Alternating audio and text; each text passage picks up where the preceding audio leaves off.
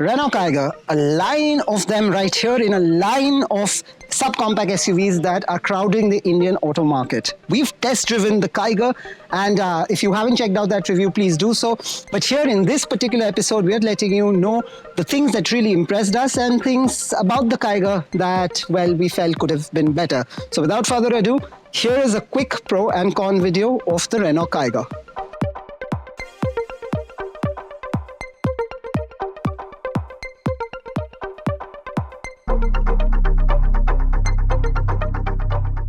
Well, first pro, of course, is the fact that Renault has priced this car really well. Remember, it is starting at rupees 5.49 lakhs ex-showroom, which makes this car now the most affordable subcompact SUV that you can buy.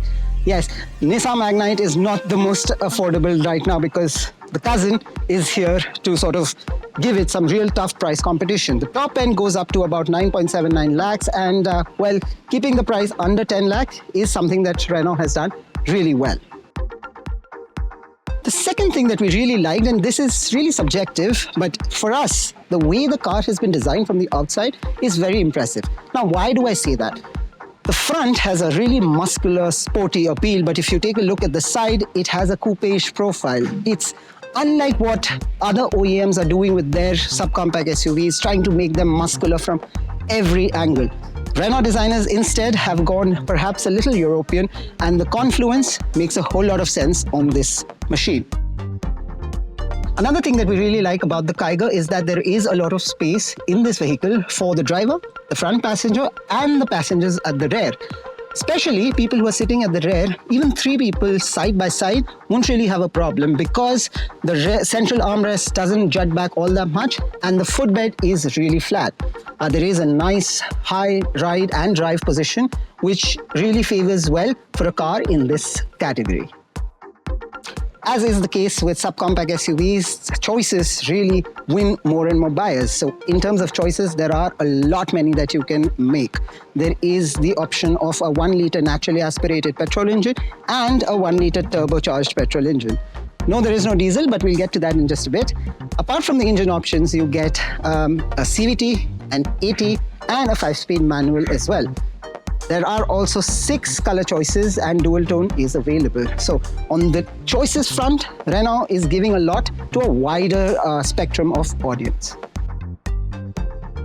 Now the fifth and the final point in favor of the Kiger is that regardless of which variant you choose to buy, you can also choose to customize it however you like. So this car right here has been kept for demonstration purposes, and you can see it's got a different set of alloys. It's got a whole lot of chrome on the outside. There are a lot of additions on the inside as well. So the fact that you can do it to any variant in the Kiger is just adding to the options that we spoke about earlier for the buyers.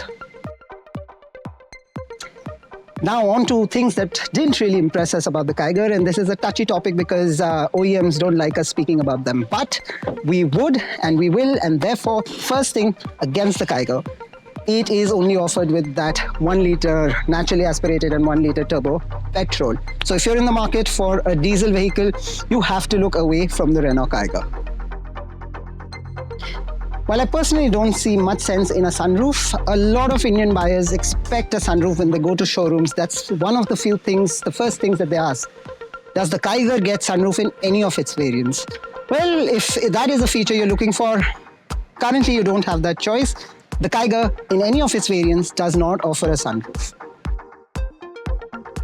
The Kiger comes with 3 drive modes. So there is Eco, there is normal, and there is the sport mode. And while I know in no car does the Eco mode really aspire to be giving a thrilling ride, in the 5-speed manual, the turbocharged engine that we had, the Eco mode seemed a whole lot more sluggish than what we found in similar options in similar cars in the segment.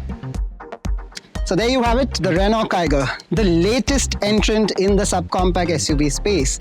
It does offer a whole lot of things to the buyer, but as with all cars in its segment and generally with cars, it also has its own share of negatives that may leave you a little shortchanged. It's a strong promise that Renault is making with this car, but what do you think about the Kiger? Do let us know. Thank you so much for watching, and I hope this video is informative for you.